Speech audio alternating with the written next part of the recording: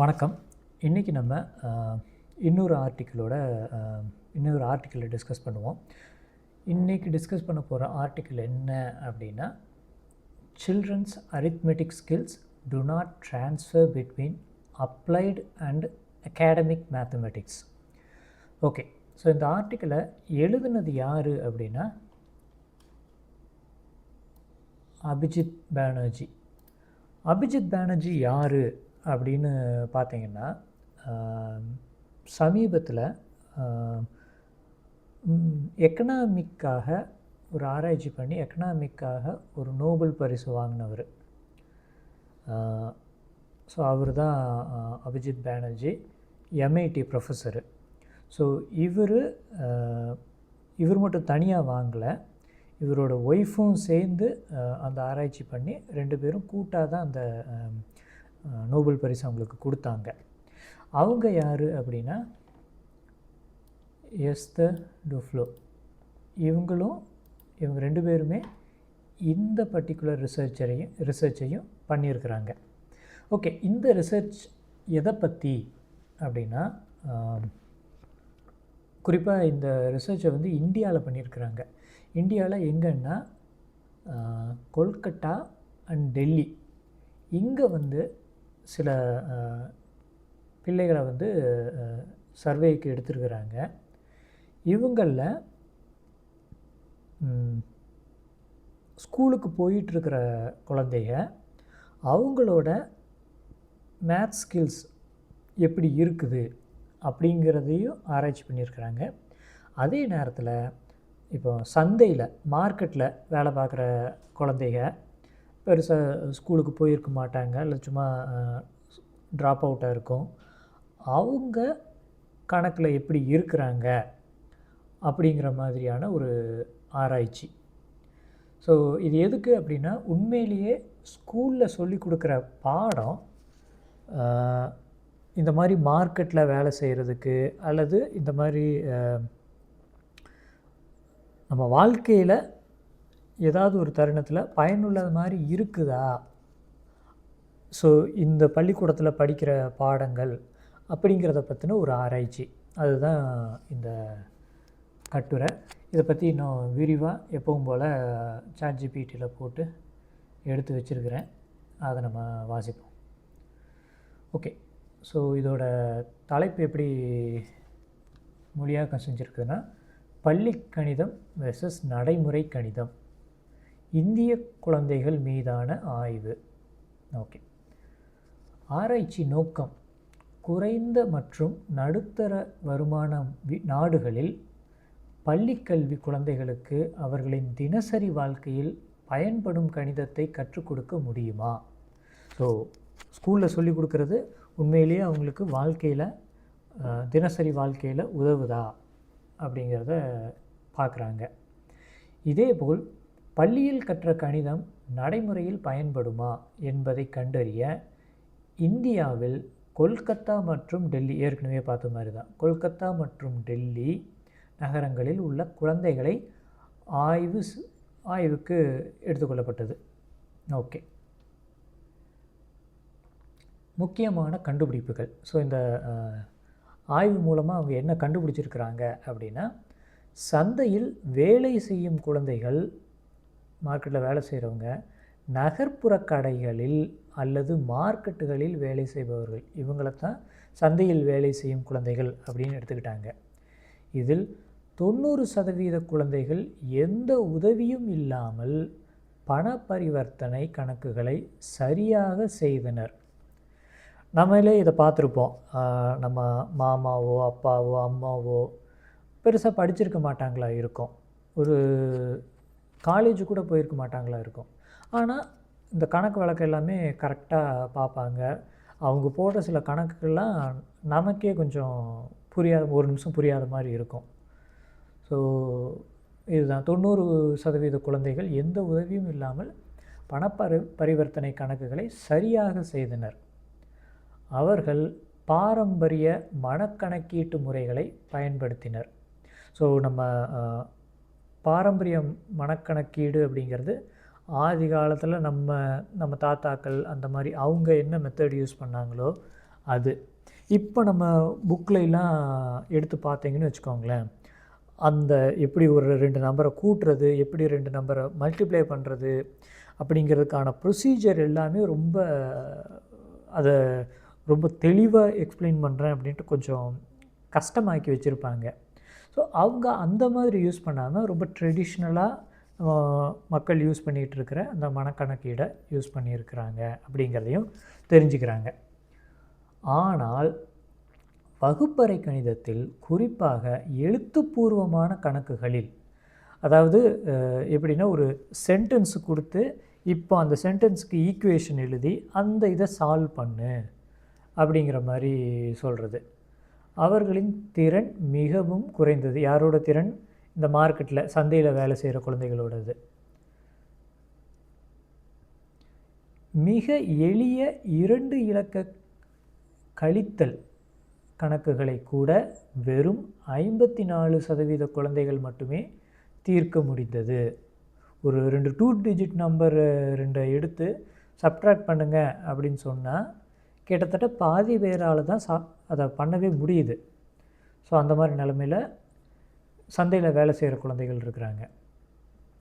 பள்ளியில் மட்டும் படிக்கும் குழந்தைகள், அதாவது சந்தை அனுபவம் இல்லாதவர்கள், வகுப்பறையில் கற்ற கணித பிரச்சனைகள்ங்கிறது ப்ராப்ளம்ஸு, கணித கணக்குகளை அதிக துல்லியமாக தீர்த்தனர். ஸ்கூலில் சொல்லி கொடுக்குறத ஈஸியாக கரெக்டாக செஞ்சிட்றாங்க. ஆனால் சந்தை கணக்குகளில் அவர்களில் வெறும் 1% பாருங்கள், வெறும் 1% மட்டுமே சரியான விடை வழங்க முடிந்தது. ஸோ ஸ்கூல் பிள்ளைகளை ஒரு கடைக்கு அனுப்பினோம்னா அவங்க முழிக்கிறாங்களாம். கிட்டத்தட்ட 99% பேர் முழிக்கிறாங்க. அவங்களுக்கு ஒரு சொல்லிக் கொடுக்குற கணக்கு ஒரு ஒரு ஜாமான் வாங்கி அதை திரும்ப மிச்ச காசை வாங்கிறது கூட அவங்களுக்கு ஒரு கிளாரிட்டி இல்லை அப்படிங்கிற மாதிரி சொல்கிறாங்க. அவர்களுக்கு நடைமுறை கணித உத்திகள் இல்லை, பள்ளியில் கற்ற முறைகள் மட்டுமே தெரிந்தன. கணித கல்வியில் உள்ள இடைவெளி இரு குழந்தை குழுக்களுக்கும் கணித கற்றல் முறை ஒருவருக்கொருவர் மாறுபட்டுள்ளது. என்னது அந்த புள்ளியை இன்னொரு வாசிக்கும். கணித கல்வியில் உள்ள இடைவெளி இரு குழந்தை குழுக்கள்ங்கிறது மார்க்கெட் குழந்தைகள் ஒன்று, அதுக்கப்புறம் பள்ளியில் படிக்கிற குழந்தைகள். ஓகே, ஸோ இவங்க 2 பேர்த்துக்கும் ஒரு வேறுபாடு இருக்குது அப்படிங்கிறத சொல்கிறாங்க. சந்தை குழந்தைகள் உண்மையான சூழலில் கணிதத்தை பயன்படுத்துகிறார்கள், ஆனால் வகுப்பறை கணிதம் அவர்களுக்கு கடினமாக இருக்கிறது. பள்ளி மாணவர்கள் கணித கோட்பாடுகளை புரிந்து கொள்கிறார்கள், ஆனால் அதை நடைமுறையில் பயன்படுத்த முடியவில்லை. இதுதான் ஸ்கூலில் படிக்கிற பசங்களோட பிரச்சனை. இது கணிதத்திற்கும் வாழ்க்கை அனுபவத்திற்கும் இடையிலான ஒரு பெரும் இடைவெளியை காட்டுகிறது. ஓகேங்களா? சரி, கணித கல்வியில் மாற்றங்கள் தேவை. சரி, இப்போ பிரச்சனை இருக்குது, இதை எப்படி சரி செய்யலாம்? தற்போதைய பள்ளி கணிதம் நடைமுறை கணிதம் மற்றும் வாழ்வியல் சூழல்களை இணைக்க முடியவில்லை. அதுதான் இப்போதைக்கு சிக்கல். குழந்தைகள் உண்மையான சூழல்களில் கணிதத்தை எவ்வாறு பயன்படுத்துவது என்பதை கற்றுக்கொள்ளும் கல்வி முறைகள் தேவை. ஸோ அதாவது சும்மா ஒரு 2 நம்பரை ஆட் பண்ணுங்கள் அல்லது 2 நம்பரை சப்ட்ராக்ட் பண்ணுங்கள் அப்படிங்கிற மாதிரி மட்டும் சொல்லித்தராமல் ஒரு சூழல், இப்போ இந்த சூழலில் இருந்து அது ஒரு கணக்கு ப்ராப்ளம் அப்படிங்கிற மாதிரி கண்டுபிடிச்சி, அப்போது இந்த சூழலுக்கு நான் எப்படி அதை ஒரு ஈக்குவேஷனாக எழுதுறது, அப்படி ஈக்குவேஷனாக எழுதி அதை எப்படி அதுக்கு தீர்வு கண்டுபிடிக்கிறது அப்படிங்கிற மாதிரி நம்ம சொல்லி கொடுக்கணும் அப்படிங்கிறாங்க. ஸோ அந்த கேள்விகளே அந்த மாதிரி இருக்கணும். நான் ஒரு வாழ்வியல் சூழல் சம்பந்தமான கேள்விகளாக இருக்கணும் அப்படிங்கிறாங்க. ஓகே. அப்புறம் பள்ளி மாணவர்களுக்கும் சந்தையில் வேலை செய்யும் குழந்தைகளுக்கும் இடையே கணித திறன்கள் பரிமாற முடியவில்லை. ஓகே. குழந்தைகளுக்கும் இடையே கணித திறன்கள் பரிமாற முடியவில்லை. ஓகே, இது என்ன பாயிண்ட்டுன்னு தெரியல. சத்தியமான தீர்வுகள்.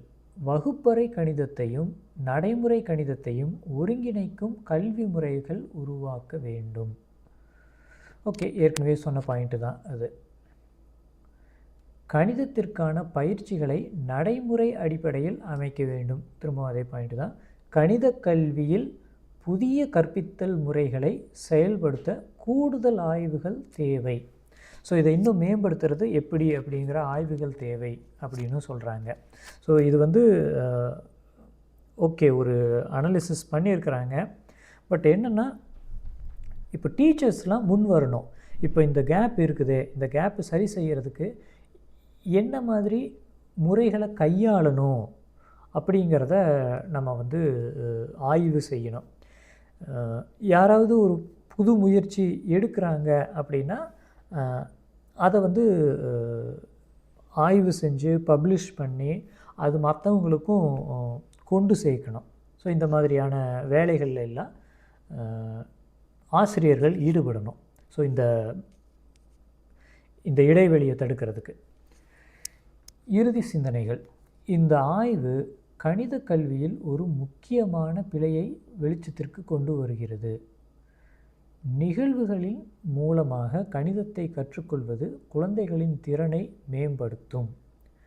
குழந்தைகள் கணிதத்தை கோட்பாடு அல்ல, ஒரு நடைமுறை வாழ்க்கை திறனாக பார்க்கும் வகையில் மாற்றம் செய்ய வேண்டும். பள்ளி கணிதத்தில் வாழ்க்கை பயன்பாட்டு கணிதத்திலும் இணைப்பு தேவை. ஓகே, ஸோ ரெண்டுக்குமே ஒரு கனெக்ஷன் இருக்கணும் அப்படிங்கிறாங்க. இந்த முடிவுகள் இந்தியாவில் மற்றும் உலக அளவில் கணித கல்வியில் முக்கியமான மாற்றங்களை செய்ய வேண்டியதை குறிப்பிடுகின்றன. ஓகே, ஸோ மொத்தத்தில் இந்த ஆய்வு மூலமாக என்ன சொல்கிறாங்கன்னா, ஒரு பெரிய இடைவெளி இருக்குது. ஸோ அந்த பெரிய இடைவெளியால் தான் நான் இத்தனையும் கற்றுக்கிட்டு கடைசியில் நான் என் வாழ்க்கைக்கு எதுக்கு யூஸ் ஆகுது அப்படிங்கிற கேட்குற ஒரு நிலைமைக்கு நம்ம மக்கள் வர்றாங்க அப்படின்னா, அப்போ நம்ம அதை யோசிக்கணும், அதை சீரியஸாக யோசிக்கணும் அப்படிங்கிறது தான் நம்ம இந்த ஆய்வு மூலமாக தெரிஞ்சுக்கிறது. ஸோ உங்களுக்கு இந்த மாதிரியான கேள்விகள் இருக்கும். நான் இதை கற்றுக்கிட்டேன், ஆனால் இதை எதுக்கு கற்றுக்கிட்டேன் அப்படின்னே தெரியல அப்படிங்கிற மாதிரியான கேள்விகள் இருந்துச்சுன்னா அதையும் ஷேர் பண்ணுங்கள். நம்ம வந்து ஏதாவது இன்னொரு வீடியோவில் அதுக்கான பதில்களை என்னால் தொகுத்து சொல்ல முடியுதா அப்படின்னும் பார்க்குறேன்.